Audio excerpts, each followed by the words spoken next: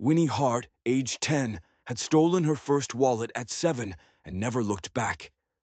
Bear Creek, Montana Territory, 1883, wasn't kind to orphans. You learned to take what you needed or you starved.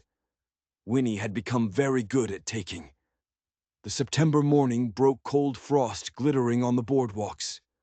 Winnie crouched behind Yancey's general store, waiting for the bread wagon.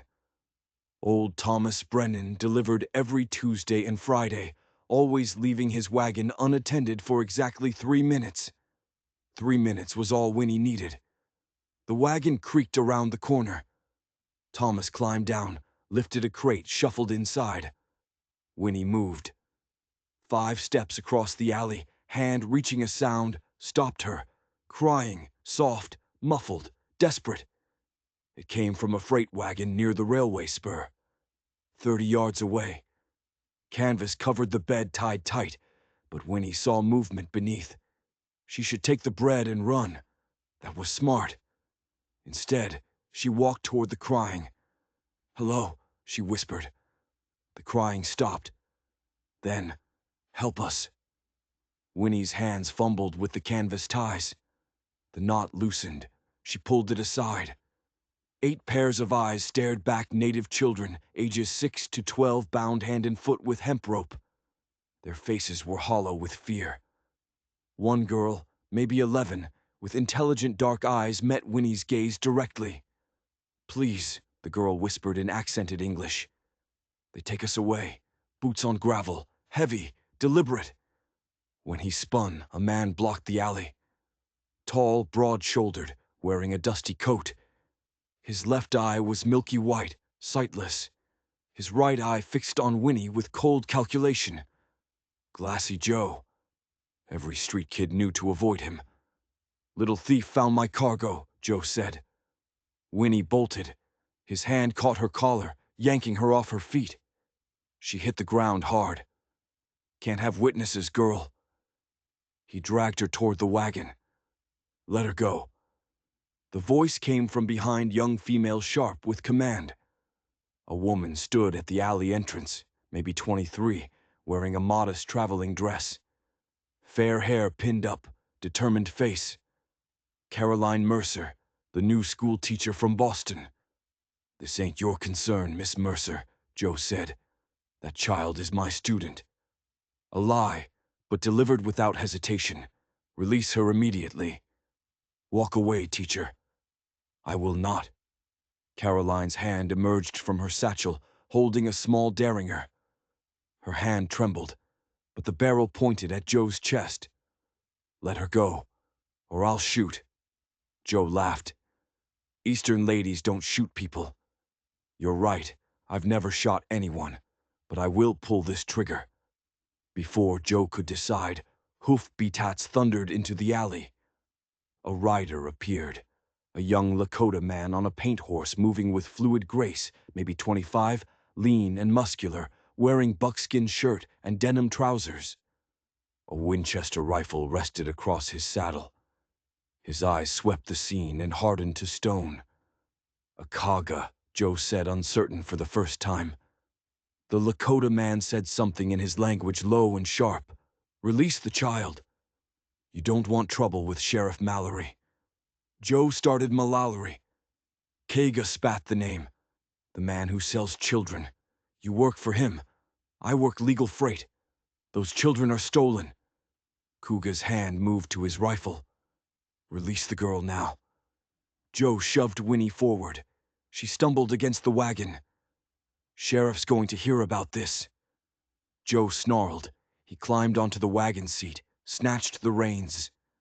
"All of you go," Kaga said quietly. "Tell Mallory that Kaga remembers. Tell him the debt will be paid."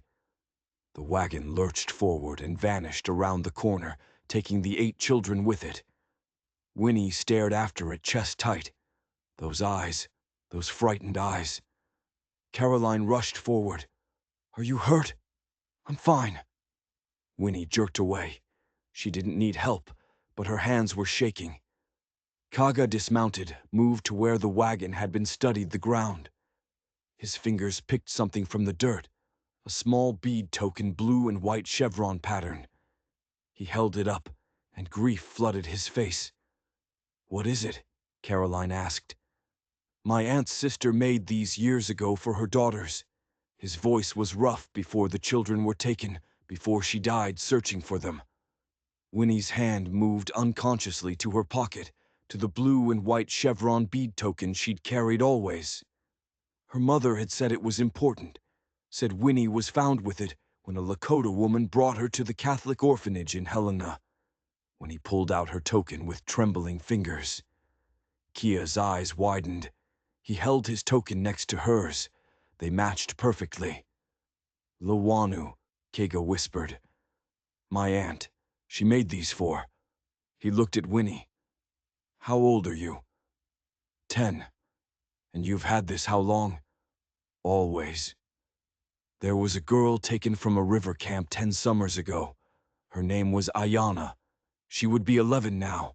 He paused. "The girl in that wagon. Did she look like me?" Winnie thought of the girl's dark eyes, her courage even in captivity. "Yes." Kaga stood, controlled fury burning cold and bright. "Then we follow them. We take them back." "Wait," Caroline said. "We need the authorities. The territorial marshal." "Sheriff Mallory is the authority here. He has forged papers saying those children are orphans, bound for work farms. Federal law sides with him." Kaga shook his head. "By the time a judge comes through, they'll be scattered across 3 territories. Then what do we do?" "We make our own law," Kaga said. Winnie looked at the matching tokens. "Ayana, her sister." "I'm coming with you," Winnie said. "No," Caroline and Kaga said simultaneously. "You're a child," Caroline started. "So's Iana," Winnie shot back. "I'm the one who found her. If those tokens mean what you think, she's mine too." Kaga studied her, then nodded slowly. "This will be dangerous." "Everything's dangerous," Winnie said. Caroline squared her shoulders. "If you're both going, you'll need someone with sense and medical training. I taught in a charity hospital before I came here." "Miss Mercer," KGA began. "Caroline, if we're hunting child traffickers together, we should use first names." She smiled tightly. "Besides, you'll need someone who can navigate white society, someone who won't be arrested on sight for being Indian." It was blunt but true. KGA nodded. "Then we ride now." They had 2 matching tokens, a derringer, a rifle, and determination. It would have to be enough. Kia led them out via the old mining road, keeping to the treine. Caroline rode behind him on the paint horse, arms wrapped around his waist body, stiff with unfamiliarity. Winnie sat in front, gripping the pommel. "Where are we going?" Caroline asked. "My aunt's camp, 3 mi north. She'll have supplies and information." The horse climbed higher into the foothills. Caroline trembled, whether from cold or fear, when he couldn't tell. "You should have stayed," Kaga said, not unkindly. "Those children make it everyone's fight." Caroline's voice was firm. "I didn't come to Montana to ignore evil." "You came to teach native children on the reservation," Kaga said. "Yes. How did you know?" "Because no other reason brings young white women to Montana alone. The missionaries think they're saving us. Most don't stay past the first winter." "I'm not most missionaries."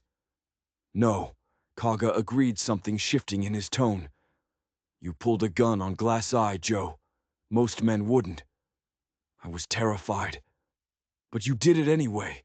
That's courage." They rode in silence. The sun climbed higher, burning off frost. Winnie's stomach cramped with hunger, but she pushed it aside. "Tell me about the tokens," Caroline said. Kaga was quiet then. "Lawanu was my Aunt Nita's younger sister, skilled with beadwork, married to a warrior named Takakota. They had twin daughters, Ayana and Winona." Winnie's breath caught. Winona, her real name. 10 summers ago, white men raided camps along the Rosebud River, stealing children to sell. Ayana and Winona were taken. Dear God, Caroline whispered. Liwanu went searching. 2 years following rumors, bribing informants, she learned the children were sold through forged papers to work farms, textile mills, mining operations. Kaga's voice was flat. Takakota was killed in the raid. Liwanu found Winona in a Helena orphanage, but the child was already adopted by a white woman, Mary Hart, who took her west. My mother, Winnie whispered. She died when I was 7. Liwanu kept searching for Ayana. The trail went cold. She died 5 years ago, still looking.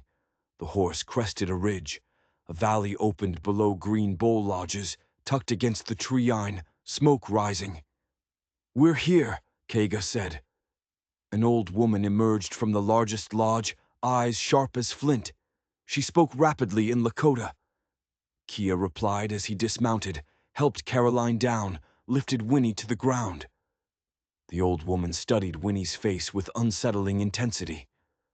Then her gaze dropped to the tokens in Winnie's hand. She went very still. She took one token, held it to the light, spoke one word soft as prayer Winona. Winnie's vision blurred. She blinked tears back fiercely. Kaga spoke quietly in Lakota. The old woman Nidita listened, then looked at Winnie with grief, hope, and fierce protectiveness. She spoke to Kaga. She says you look like Lanu. Same eyes, same stubborn mouth. He smiled slightly. She says you're home. I don't have a home, Winnie said, voice cracking. She says home isn't a place, it's people, and your sister is still alive. We'll bring her back. Caroline stepped forward. Can she help us track the wagon? Nidita nodded and gestured toward her lodge. Inside, she produced a rolled hide, a map drawn in charcoal and berry, dye showing mountains and valleys, red symbols scattered across it. Liwanu's map, Kaga said. Every mark is a place children were taken or spotted being transported. Caroline knelt beside it, studying. They're taking them to the railroad. Red Rock Spur, an old mining rail line mostly abandoned. Once a month, a private train comes through. No passengers, no markings, just freight cars with barred windows. How do you know this? Because I've been watching Malalari for 3 years, documenting his movements, contacts, patterns, but I've never been able to prove anything. He has papers, legal authority.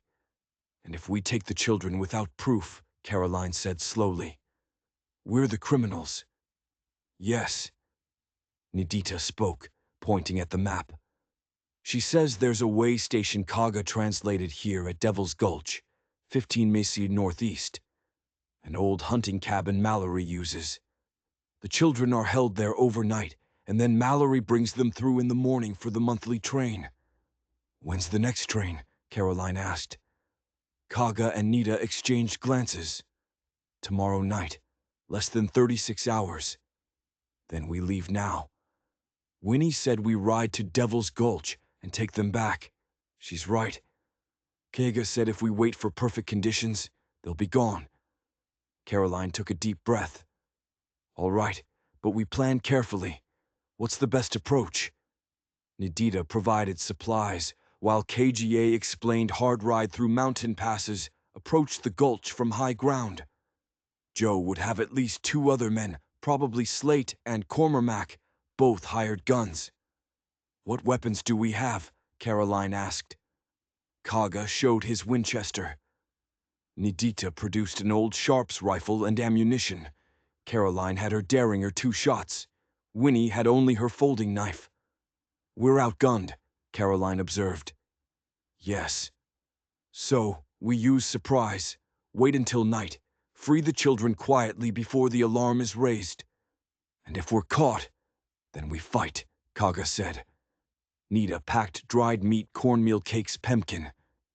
She gave Caroline a wool coat and found Winnie gloves. Then she took Winnie's face in her hands and spoke in Lakota, fierce and tender.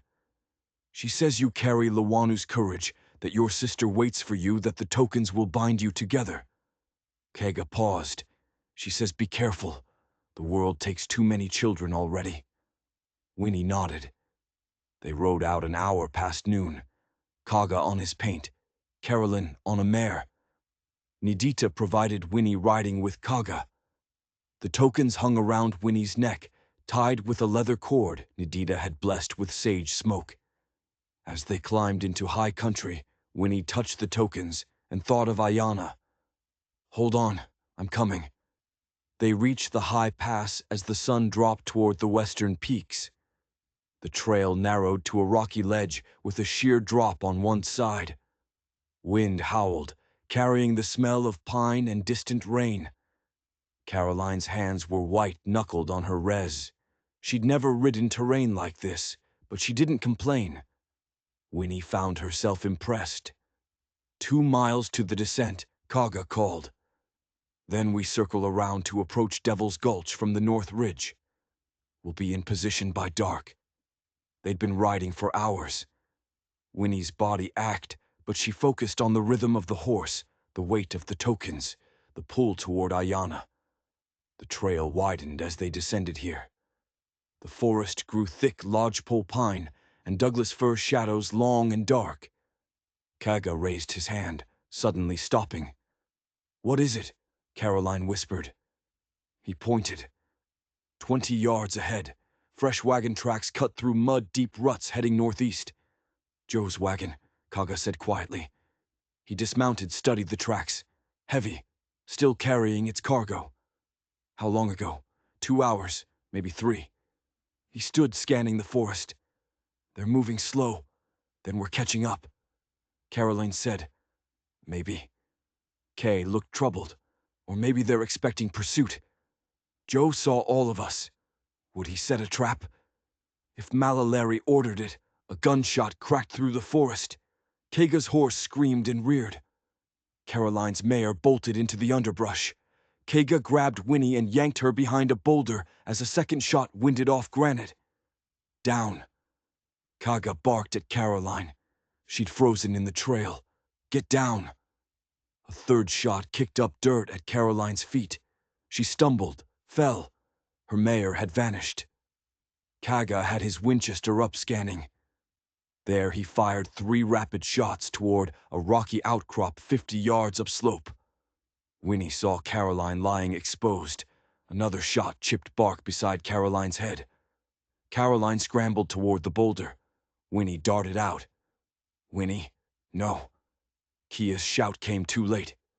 When he reached, Caroline grabbed her arm, pulled. They ran together, diving behind the boulder, just as 2 more shots hammered granite. "Stupid," Kaga growled, but his hand checked Winnie for wounds with surprising gentleness. "You could have been killed."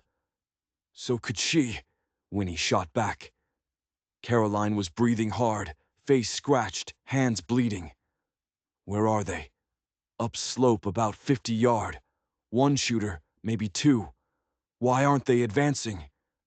"Good question. If they wanted them dead, this was the perfect ambush." "They're not trying to kill us," Kaga said slowly.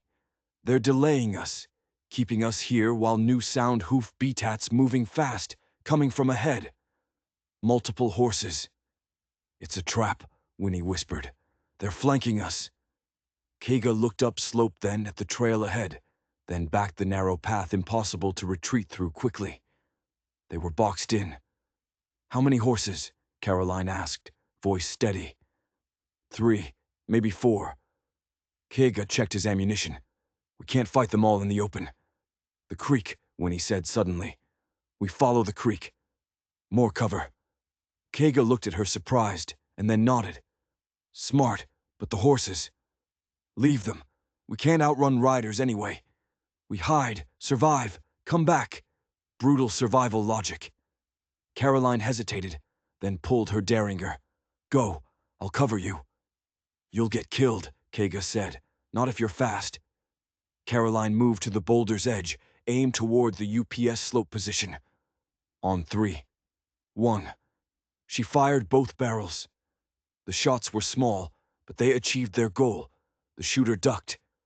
2, 3, run, Caroline shouted. They ran down the slope through undergrowth, thorns tearing clothes. The creek loomed ahead 20 ft wide, running fast and cold. Winnie hit the water first, gasping at the ice shock. The current grabbed her. She fought at feet slipping on moss-covered stones. Kaga caught her arm, steadying her behind them. Caroline splashed in, still clutching her empty derringer. They've seen us, Caroline gasped. Keep moving. Kaga pulled them deeper toward the far bank, where willows grew thick. Get under the branches. Don't make a sound. They pushed into the willow tangle.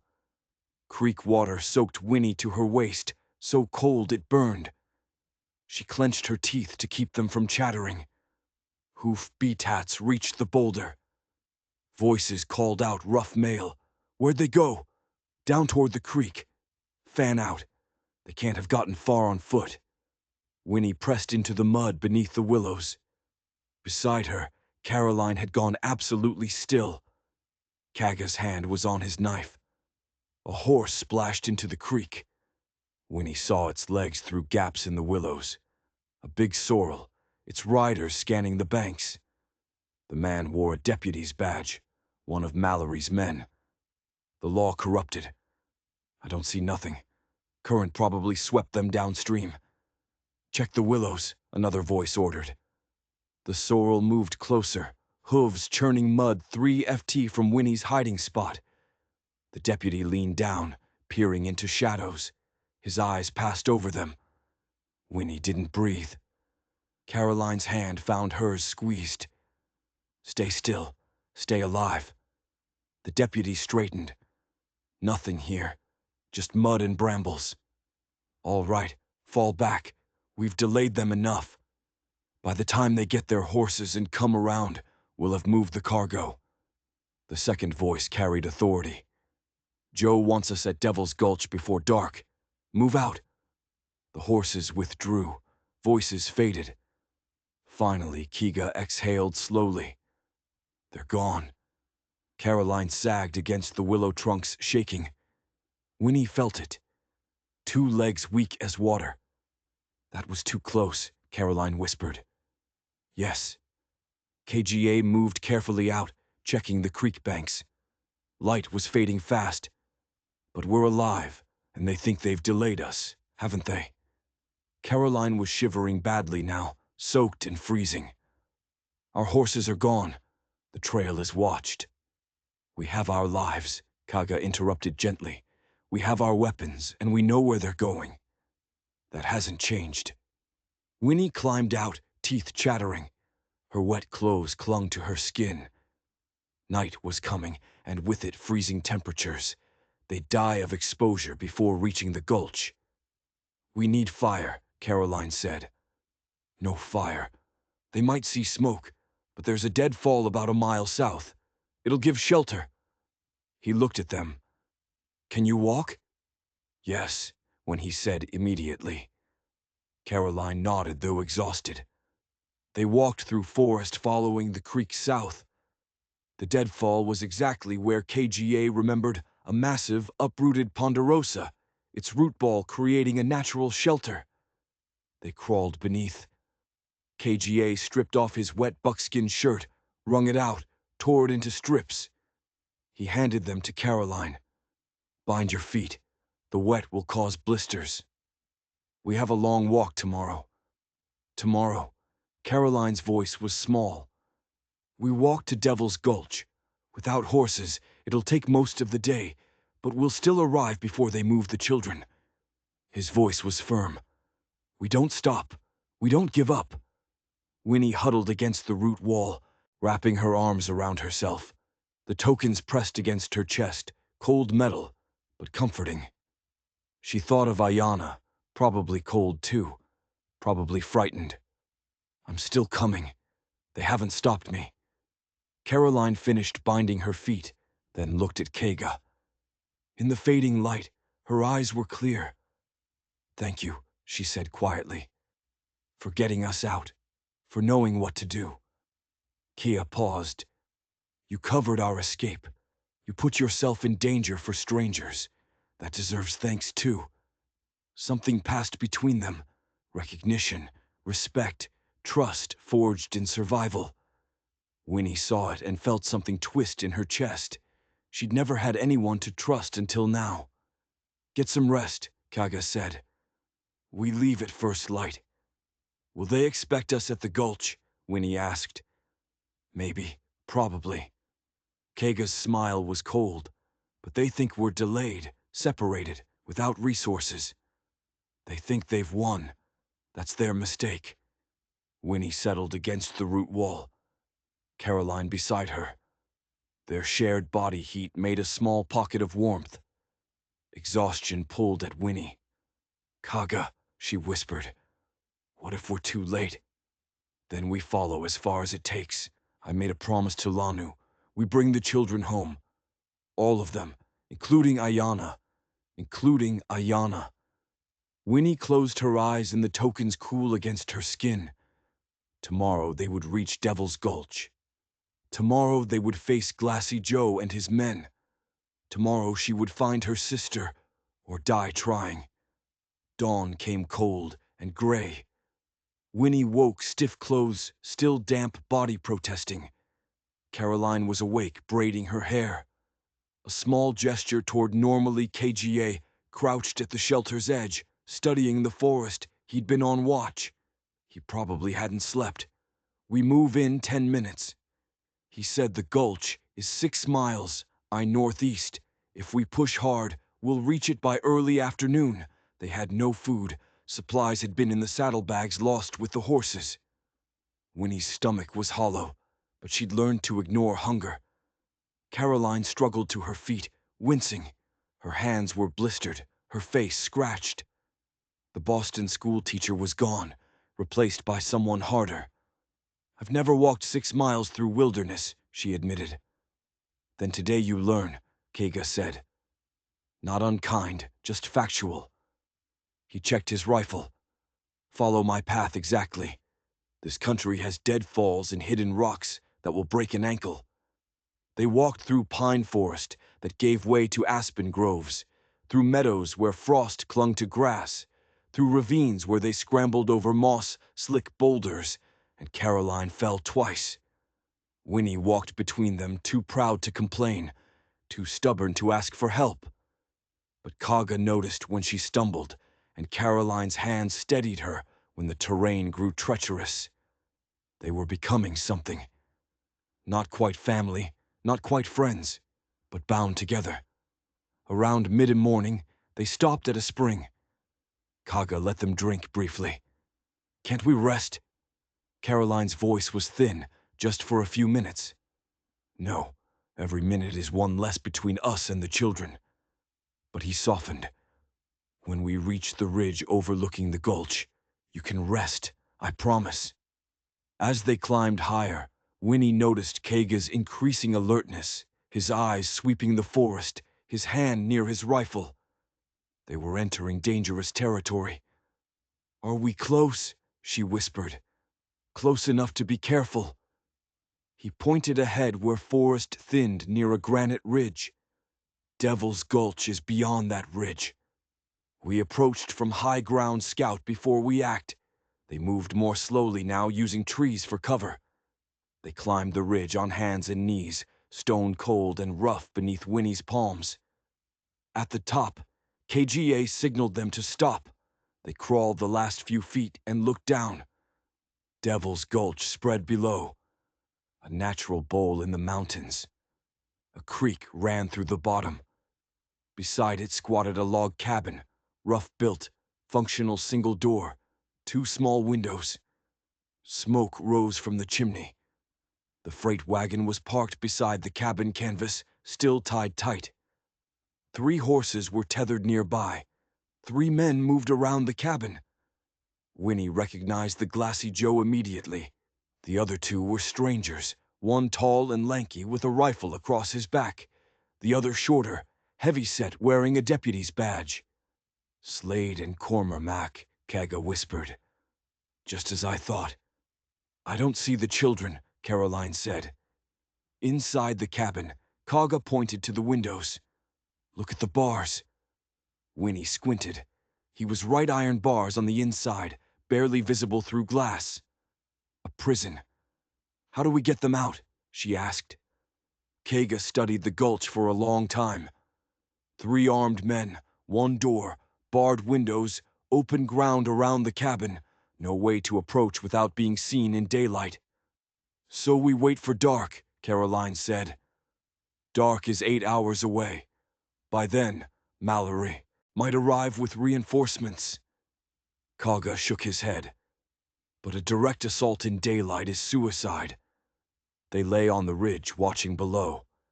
Joe and his men moved with casual confidence. They had food, fire, shelter. They had the children locked up tight. There has to be a way, Winnie muttered. There is. Kia's voice was heavy. But it requires one of us to be bait. Caroline turned to look at him. What do you mean? They think we're delayed, maybe lost. But if one of us approaches openly, hands up, looking for help, they'll take the bait. Especially someone they don't see as a threat. His eyes moved to Caroline. No, Winnie said immediately. She's right, Caroline said. But her voice wasn't frightened. It was thoughtful. What would happen if they captured me? They'd lock you in the cabin with the children while they decide what to do. Probably send someone to fetch Mallory. Kaga met her eyes. Which gives us time to position ourselves. When they open the door, you shoot them. Caroline finished the thought. Her face was pale but determined. And I keep the children safe inside until it's over. You could be killed, Kaga said bluntly. I know. Caroline's hands trembled, but her voice stayed steady. But those children have been terrified long enough. If I can give them hope, that's worth the risk. Winnie stared at her. This proper teacher who'd arrived in Montana 3 weeks ago was volunteering to walk into a trafficker stronghold alone. You're insane, Winnie whispered. Caroline smiled real warm despite the fear. Probably, but it's a good plan. Kaga's expression was conflicted. I won't order you to do this. You're not ordering. I'm choosing. Caroline checked her derringer. Still empty. Do you have extra ammunition? Silently, Kaga produced 2 bullets. Caroline reloaded with careful fingers. When do I go? She asked. Give us 30 minutes to get into position. There's a rocky outcrop on the east side. I can shoot from there with good cover. Winnie will be with me. He looked at Winnie. You stay down no matter what happens. And if something goes wrong, Caroline asked, then you use that derringer and you run. They crawled back from the ridge. Kaga led them down the far side through boulders and twisted pines circling toward the eastern approach. The outcrop was perfect granite slabs providing cover and clear sightlines. Kia positioned himself Winchester ready. Winnie crouched beside him, heart pounding. Can you really shoot them from here? She whispered. Yes. No hesitation. But I need a clear shot. If Caroline can get them to bunch up near the door, that's a lot of ifs. All plans are. Kaga glanced at her.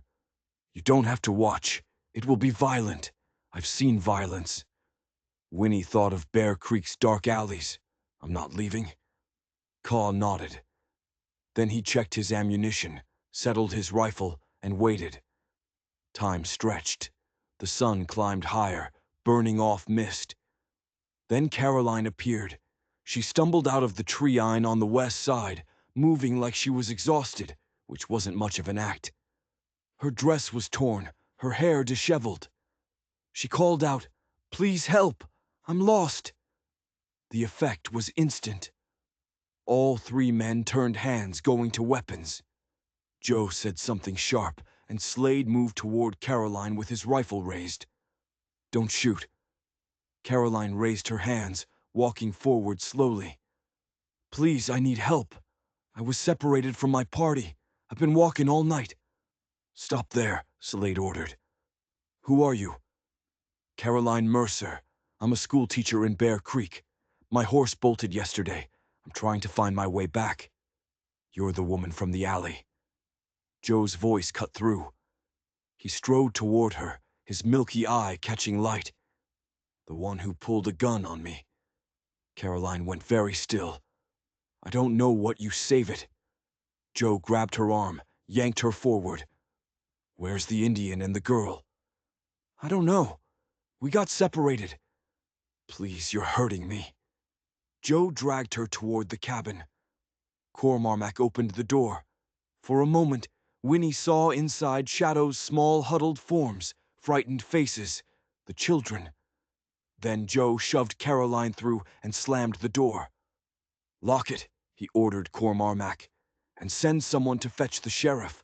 This changes things. Beside Winnie, Kea swore softly in Lakota. They're not opening the door again. They're going to leave her locked in there. What do we do? Winnie whispered. We wait. One of them will have to ride to get Mallory. That leaves 2 better odds. But the men below didn't follow the script. Instead of sending someone immediately, they gathered near the wagon, arguing in low voices. Joe kept glancing toward the tree-line, suspicious, clearly wondering if Caroline was bait. Minutes passed. Then Winnie heard it. Distant but unmistakable. Hoof beats. Multiple horses coming fast from the northeast. Kega's face went hard. Riders, maybe 4 or 5. Mallory, probably. They watched helplessly as horsemen appeared on the northern trail. 5 men riding hard. Leading them was Sheriff Dark Dave Mallory, his black coat and silver badge glinting. Mallory reined up dismounted with fluid grace. He was maybe 40, handsome, in a cruel way, with sharp features and cold eyes. Joe met him, spoke rapidly, gestured toward the cabin, and then the tree-line.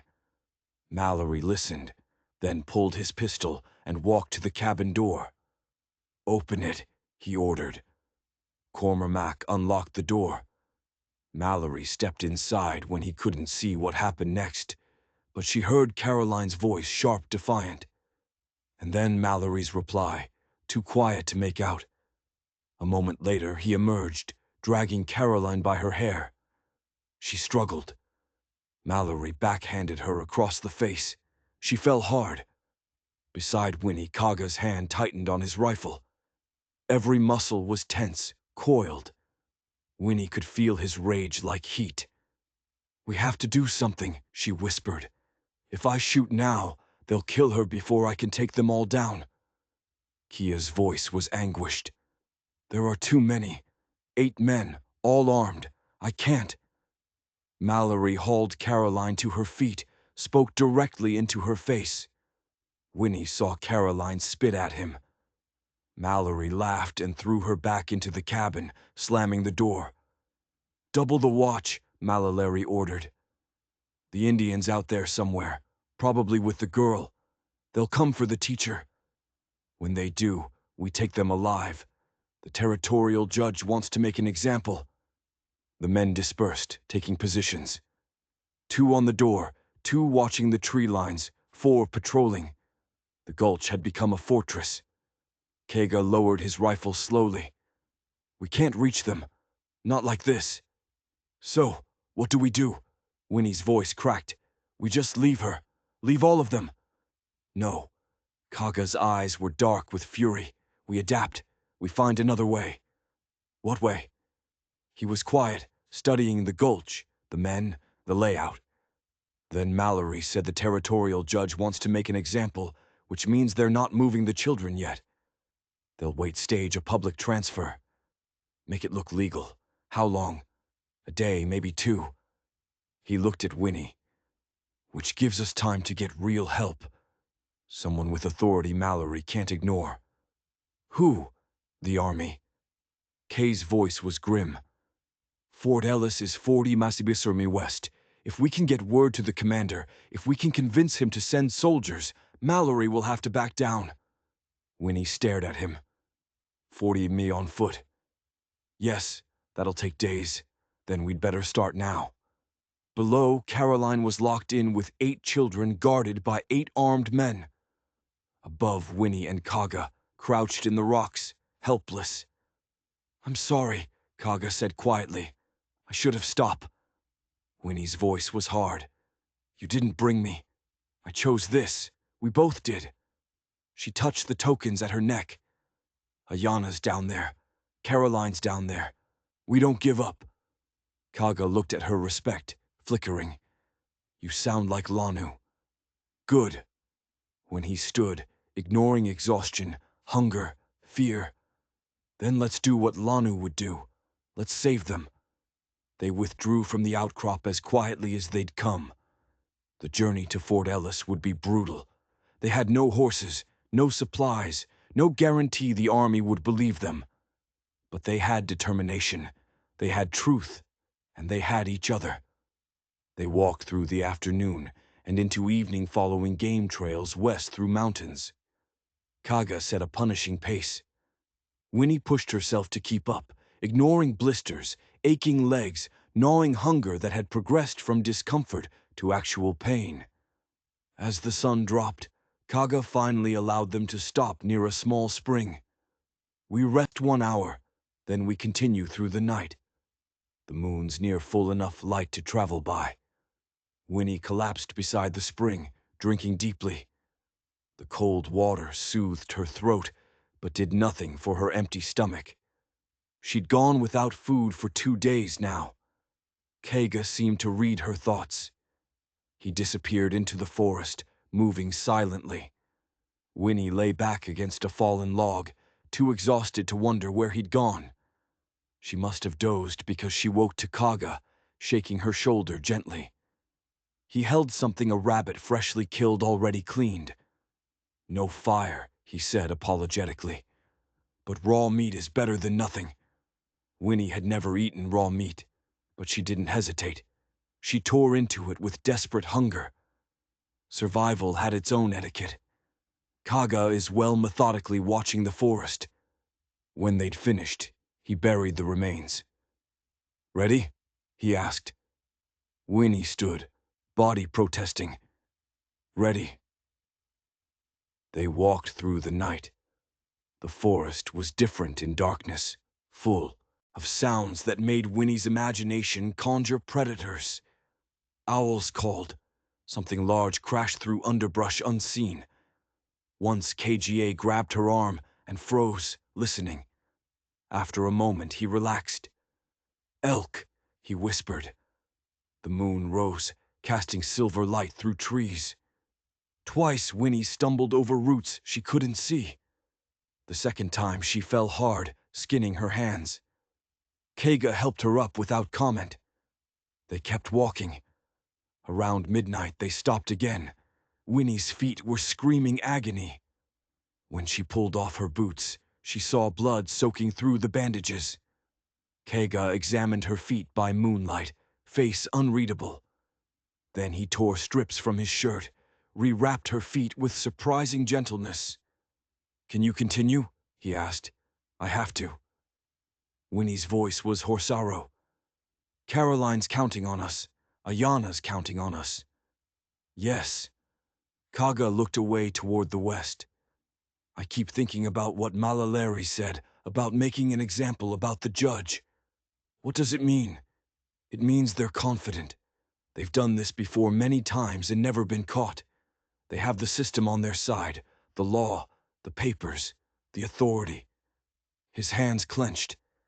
"And people like me, like the families whose children are stolen, we have nothing. You have truth." When he said, "Truth is cheap in Montana territory, especially for Indians," he said it without self-pity, just stating fact. "The Army commander at Fort Ellis, Colonel Harrison, I've never met him. I don't know if he's good or just another officer who thinks all Indians are savages, but he's my only hope. Our only hope," when he corrected. "We're in this together." KGA looked at her eyes shadowed in moonlight. "You're a strange child, Winona Hart, brave and foolish in equal measure. Takes one to know one," when he shot back. That surprised a laugh out of him. brief but genuine. "Li Wanu would have liked you. She had that same sharp tongue." They walked on. Dawn found them descending into a broad valley.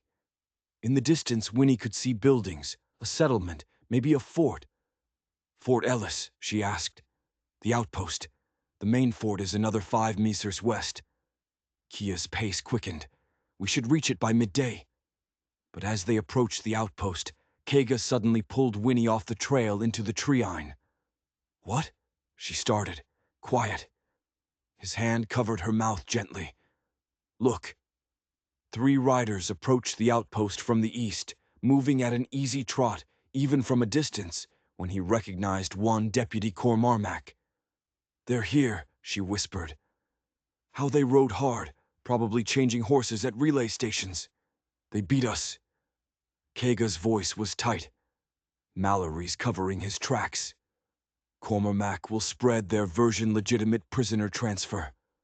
Crazy Indian and accomplices dangerous criminals. By the time we reach Fort Ellis, the commander will already be warned against us." Then what do we do? Kaga thought. We avoid the outpost, circle around, approach the fort directly, and we pray Colonel Harrison listens before he judges. They bypassed the outpost, staying in forest, and continued west. The last 5 miles were the hardest. Winnie's vision blurred with exhaustion. Her feet were numb. She walked in a trance, one foot in front of the other, mechanically. Fort Ellis appeared around noon, a proper military installation with stockade fence guard towers, large parade ground. The American flag snapped in the wind above headquarters. Kaga stopped at the treine, studying the fort. "Stay here. If this goes badly, run." "I'm coming with you," Winnie said. "No, you're a child. If they arrest me, they'll listen to a white child more than a Lakota man." Winnie's voice was flat. "You know that's true. I'm your best chance." Kaga's jaw clenched, but he nodded. "Stay close. If I tell you to run, you run." They walked toward the fort gates. The sentries saw them coming. A tall Lakota man and a small white girl, both filthy and exhausted. Rifles came up. "State your business," the nearest sentry called. "I need to speak with Colonel Harrison," Kaga said clearly. "It's urgent. Children's lives are at stake." "No Indians allowed without a pass," the sentry said. "Please," Winnie interrupted, stepping forward. "My name is Winnie Hart. I'm from Bear Creek. Sheriff Mallory is trafficking children. He's got 8 of them locked up at Devil's Gulch, including my sister. We need help." The sentries exchanged glances. One, an older sergeant with gray in his beard, frowned. "Sheriff Mallory, he was here this morning. Said there might be troublemakers spreading lies about him." "He's lying," Winnie said desperately. "He's corrupt. He's working with traffickers." "We can prove it." "How?" "When he pulled out the tokens, held them up. These were made by a Lakota woman named Liwanu. She was tracking stolen children 10 years ago. One was me. Another is my sister Ayana. She's in that cabin right now with 7 other children Mallory kidnapped." The sergeant studied the tokens, then looked at Kaga. "That's quite a story." "It's the truth," Kaga said. "Maybe." The sergeant gestured to the other sentry. "Escort them to the colonel. Let him sort it out." They were marched across the parade ground. Soldiers stared. Winnie felt their eyes like weights. Inside headquarters, they were led to an inner office where a man in his 50s sat reviewing papers. He wore a colonel's insignia and had the weathered look of someone who'd spent decades on the frontier. "Colonel Harrison, sir," the sergeant said. "These 2 claim Sheriff Mallory is trafficking children." Harrison looked up. "I see. And you are Kaga from the Rosebud River Band." His voice was steady. "And this is Winona Hart, Lakota by birth, raised white. Her sister is among the children Mallory has imprisoned." "Mallory was here this morning," Harrison said slowly. "He warned me that a renegade Indian and accomplices might spread exactly this accusation. He said it's part of a pattern. False claims designed to undermine legitimate law enforcement. He's lying. Winnie said, I saw the children. I talked to them. They're tied up in a wagon being shipped to the railroad, and Mallory hit Miss Mercer, our friend, when she tried to help. Harrison's eyes sharpened. Miss Caroline Mercer, the missionary teacher. Yes. Hope flared. You know her. I know of her. The Missionary Society wrote to inform me of her assignment. She was supposed to report here for her posting to the reservation school. Harrison stood, moved to a filing cabinet, pulled out a folder. She never arrived. I assumed she'd changed her mind. Jerome, you're telling me she's being held captive? Yes, sir, Kaga said. At Devil's Gulch, locked in a cabin with the children, Mallory has 8 men guarding them. Harrison studied them for a long moment. Then, Sergeant Morrison. The gray-bearded sergeant entered. Sir, assemble Alpha Company. Full arms. We ride in 20 minutes. Sir, where? Devil's Gulch. We're going to verify these claims. Harrison fixed Kaga with a hard stare. If you're lying, you'll hang. If you're telling the truth, Mallory will felt tears prick her eyes. Relief so intense it hurt. Thank you. Don't thank me yet, child. We have a hard ride ahead. A young army surgeon examined Winnie and KGA, bandaged Winnie's feet properly, gave them water and heart attack biscuits. The food tasted like heaven. 30 minutes later, they rode out 40 cavalry soldiers, Colonel Harrison Kaga and Winnie. They'd given Winnie a small mare, gentle and patient. KGA rode beside Harrison, giving directions. The journey that had taken Winnie and Kaga a day and a half on foot took the cavalry 4 hours at a hard trot. As they climbed into mountains, Winnie felt anxiety grow. What if Malalari had moved the children? What if Caroline was hurt there? Kaga said, pointing. Devil's Gulch spread below. The cabin stood as before, smoke rising. But the wagon was gone, and Winnie could see only 4 men instead of 8. They'd spotted the approaching cavalry and were scrambling, clearly panicked. Surround the cabin, Harrison ordered. No one escapes. I want Malalari alive, if possible. The cavalry swept down like a blue wave. Mallory's men tried to run, but there was nowhere to go. Within minutes, all 4 were disarmed, and on their knees slayed Cormac and 2 others. Mallory himself wasn't there. Harrison dismounted, walked to the cabin door. Open it. Cormac, face white with fear, shook his head. Don't have the key. Mallory took it. Then we break it down. Harrison nodded to 2 soldiers. They used a log as a battering ram. The door splintered on the 3rd impact. Inside, huddled in darkness, were 9 figures. 8 children, native children ranging from 6 to 12, and Caroline Mercer. Caroline stumbled out into sunlight, blinking, her face bruised, but her eyes fierce. When she saw KGA and Winnie, her expression crumpled with relief. You made it, she whispered. We made it, Kaga said. The children emerged slowly, frightened, squinting. Winnie scanned their faces, heart pounding. And then she saw her, the girl from the wagon, 11 years old, with intelligent dark eyes and long black hair. She looked at Winnie and something passed between them, recognition deeper than memory. Ayana, Winnie whispered. The girl nodded slowly. Winona. Winnie crossed the distance, pulled out the tokens. Ayana's eyes widened. She reached into her shirt and pulled out an identical token. 2 tokens. 2 sisters bound together by beadwork and loss and hope. You came, Ayana said in careful English. You came for us? Of course I did, Winnie said, and pulled her into a hug. Ayana clung to her, shaking with sobs she'd probably been holding back for days. Colonel Harrison watched this reunion with a grim expression. Then he turned to Cormac. "Where's Mallory?" "I don't... Where is he?" Cormac broke. "He went to Bear Creek to finish the arrangements. The train comes tonight. He's taking the rest of the children, the ones already processed, and selling them. If you want to stop him, you need to get to Bear Creek now." Harrison's face went hard as stone. "Then that's where we're going." They reached Bear Creek as twilight bled into darkness, the town's lights twinkling in the valley below.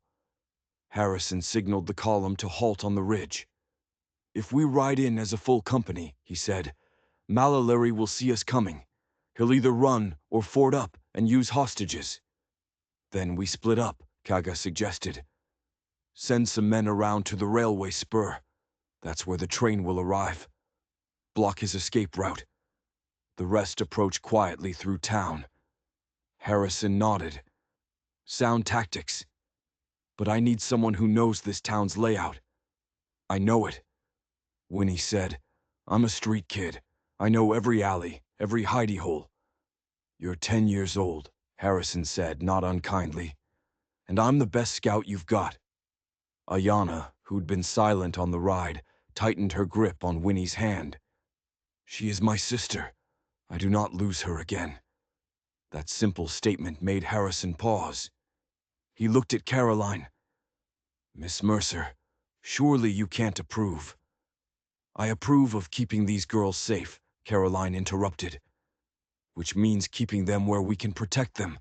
If we leave them at the edge of town, unguarded, we risk losing them." Practical logic made Harrison's jaw tighten, but he nodded. They stay in the center of the formation, protected. The moment shooting starts, they get behind cover. They descended into Bear Creek as the church bell tolled 9. The cavalry split as planned. 20 soldiers continued toward the railway spur under Sergeant Morrison, while Harrison led the rest into town via back streets. Winnie guided them through the maze of alleys she knew so well. Behind Yanzi's store, through the narrow gap between the assay office and hotel emerging near the sheriff's office.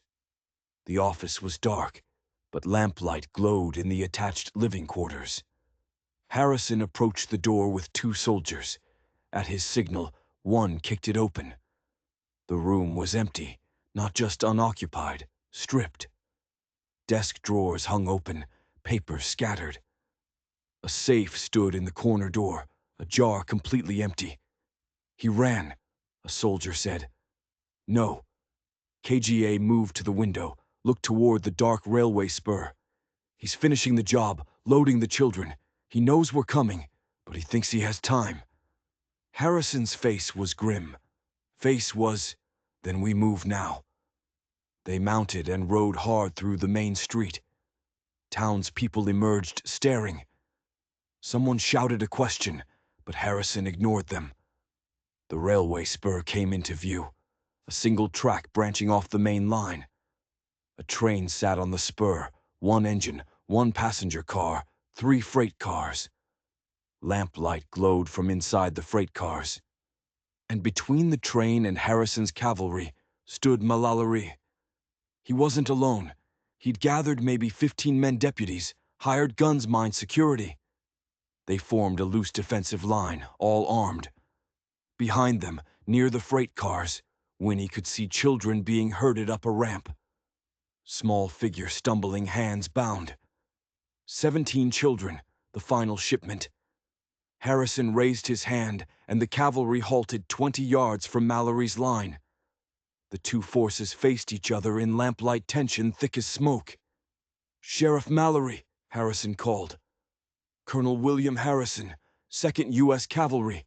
You're under arrest for child trafficking, kidnapping, and corruption of office. Order your men to stand down." Mallory stepped forward, looking calm, almost amused. "Colonel, I'm afraid there's been a terrible misunderstanding.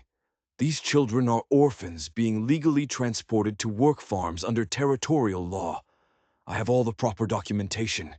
"Documentation you forged," Harrison interrupted. "We found the children you imprisoned at Devil's Gulch. We have witness testimony from your own men. Your operation is over. Witness testimony from a renegade Indian and some hysterical women. Mallory shook his head. That won't stand up in territorial court, Colonel. You know that. These men with me are all legally deputized. You're interfering with legitimate law enforcement. Legitimate. Caroline's voice rang out. She dismounted, and now stood beside Harrison, her bruised face visible in lamplight. You beat me. You imprisoned children. You're selling them like cattle. You trespassed on a law enforcement operation, Miss Mercer. I was within my rights to detain you. Mallory's voice remained calm, reasonable. As for selling children, that's a serious accusation. Where's your proof? It was a good play. Mallory had the legal high ground, the badges, the paperwork. Even caught red-handed, he was betting the system would protect him. Harrison's hand moved toward his sidearm. I'm placing you under military authority, pending federal investigation. No. The word hung like a gunshot. I don't recognize military authority over civilian law enforcement. Mallory said, You have no jurisdiction, Colonel, and if you try to take me by force, my men will defend me legally. It was a standoff. Behind Mallory, the last children were being loaded onto the freight car. The train's engine hissed steam, ready to depart. Winnie's hands clenched. They were so close, a new voice cut through the tension. Actually, Colonel Harrison has every bit of jurisdiction. Everyone turned. A small woman emerged from shadows near the train station, maybe 50, dressed in a simple traveling suit, carrying a leather document case. She walked with brisk confidence. Who the hell are you? Mallory demanded. Ursula Hammond, Federal Telegraph Operator, Bear Creek Station. She opened her case, pulled out papers. And I've been documenting your operation for 6 months, Sheriff. Every telegram arranging sales, every coded message about shipments and prices, every communication with your buyers. The blood drained from Mallory's face. Ursula walked calmly to Harrison, handed him the papers. These are copies. The originals are already en route to the territorial governor and federal marshal. Complete documentation of Sheriff Mallory's trafficking network, including names, dates, and financial transactions. Harrison scanned the documents, expression darkening. Why didn't you come forward before I tried? I sent reports to territorial authorities. They were ignored. Ursula's voice was dry. I believe Sheriff Malalari has friends in high places. But I kept documenting.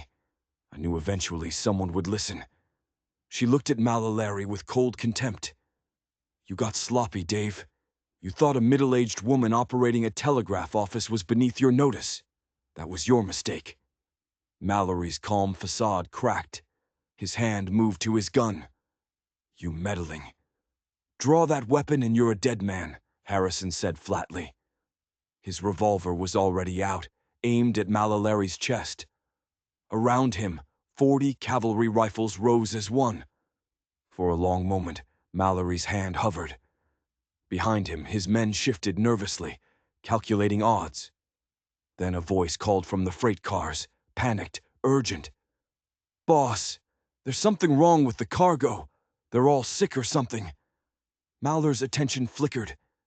In that moment of distraction, Dr. Edmund Pike, the town doctor, stumbled out from behind the freight car, his hands bound, his face bloodied. It's a trap, Pike shouted. Joe rigged the powder magazine. He's going to blow thee. An explosion erupted from the old powder magazine near the rail spur.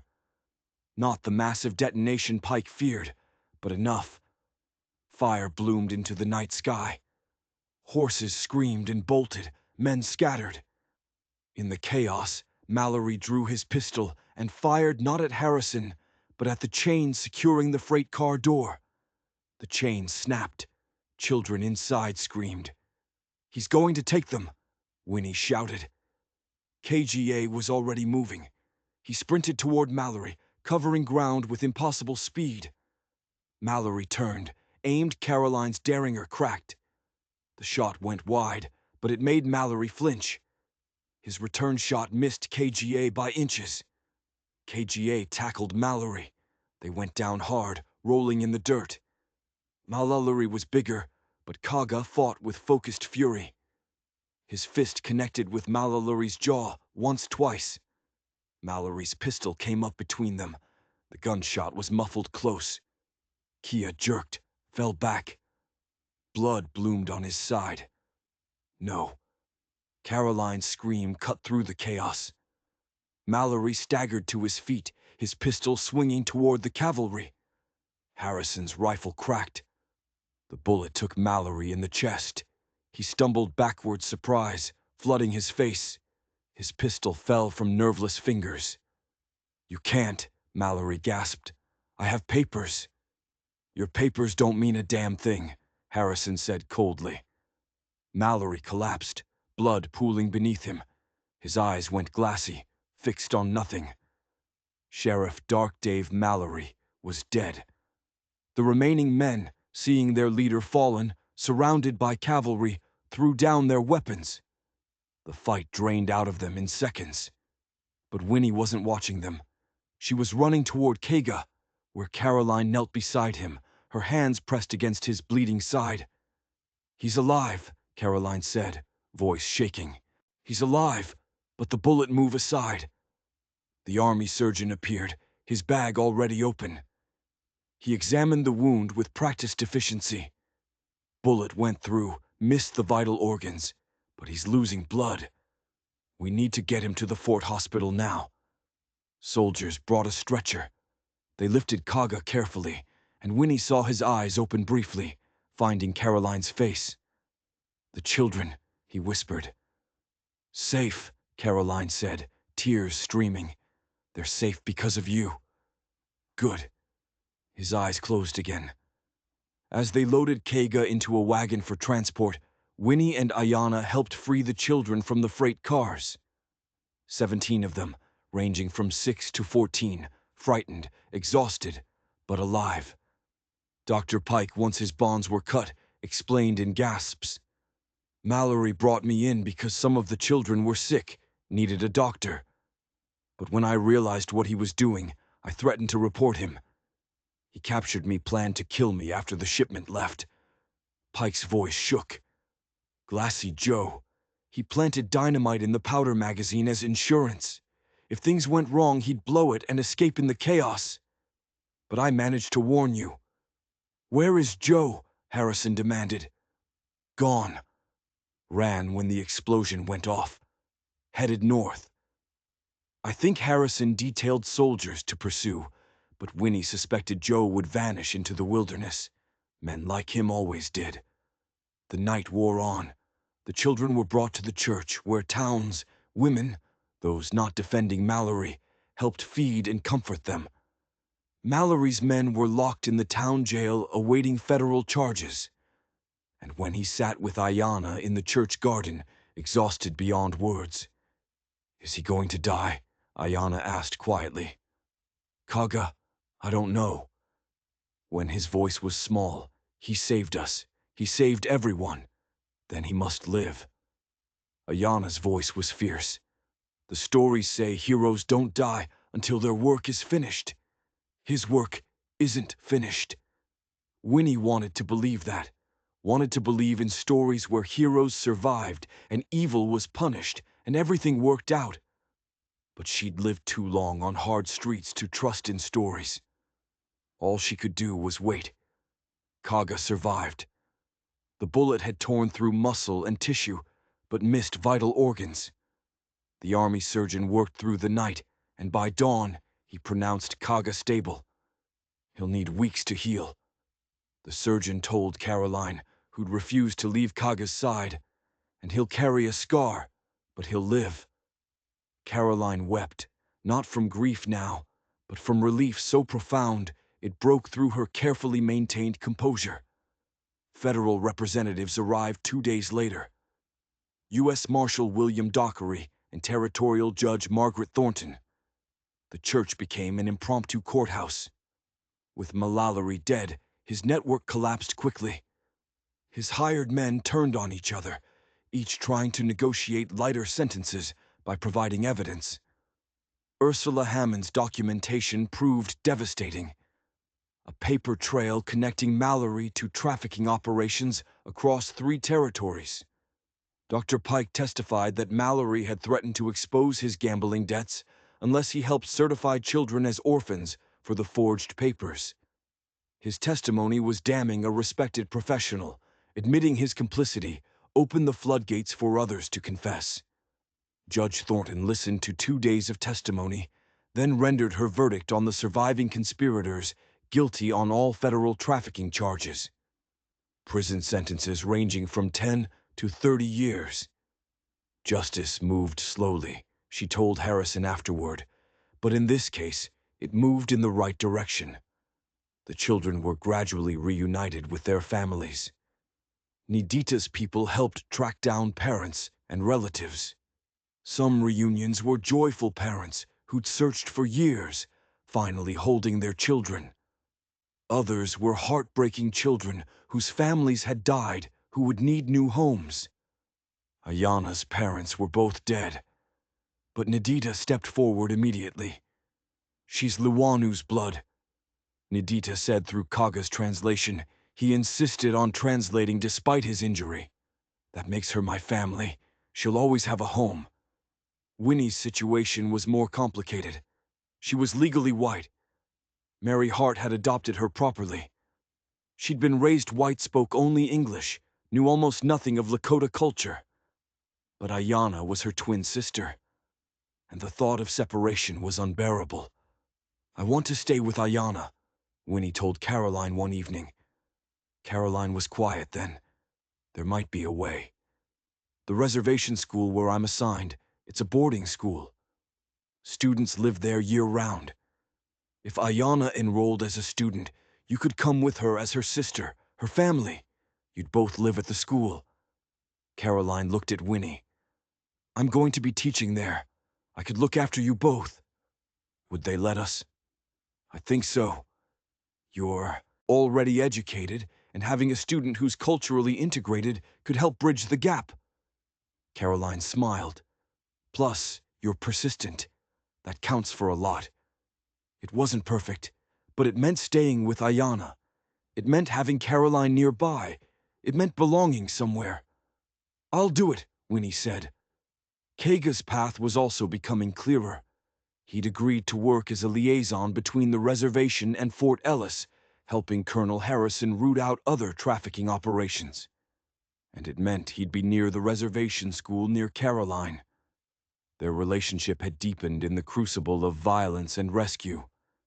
Winnie often saw them together sitting in the church garden talking quietly. Caroline's hand resting on Kaga's arm, his face softening when he looked at her. "They're going to get married," Ayana predicted. "You can't know that." When he said, "I know," Ayana's voice was certain. "The way they look at each other, that's forever looking." A week later, as preparations were made to move the children to their destinations, a small ceremony was held at Nita's camp. The freed children were formally welcomed back into the Lakota community, their names spoken aloud, their losses acknowledged.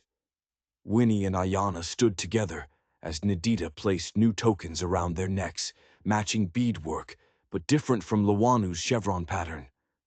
These showed 2 horses running side by side.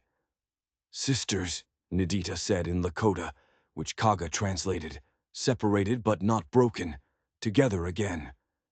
The community sang old songs, grief songs, songs of return. Winnie didn't understand the words, but she felt their meaning deep in her chest. That evening, as the camp settled around cooking fires, Winnie sat with Ayana, Caroline, and KGA, his arm in a sling, but his eyes clear, watching the stars emerge. "What happens now?" Winnie asked. "Now we rebuild," Caroline said. "We go to the reservation school. We teach, we learn, we help these children find their way." "Now we fight," Kaga added quietly. "Mallory was one man, but his network is bigger. Other traffickers operate. We document them, Expose them. Stop them. Now we live, Ayana said simply. We were dead, stolen, lost, erased. Now we're alive again. We get to choose what happens next. Winnie thought about that. For 10 years, she'd survived stealing, hiding, enduring. She'd never thought about living, about choosing. I want to go to school, she said slowly. I want to learn things, and I want to help other kids like us. Then that's what you'll do, Caroline said. She looked at Kaga. That's what we'll all do. 2 weeks later, they departed for the reservation.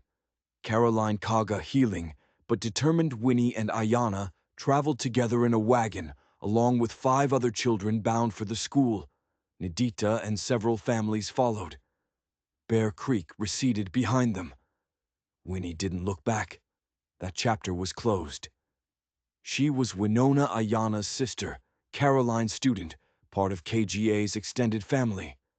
She belonged.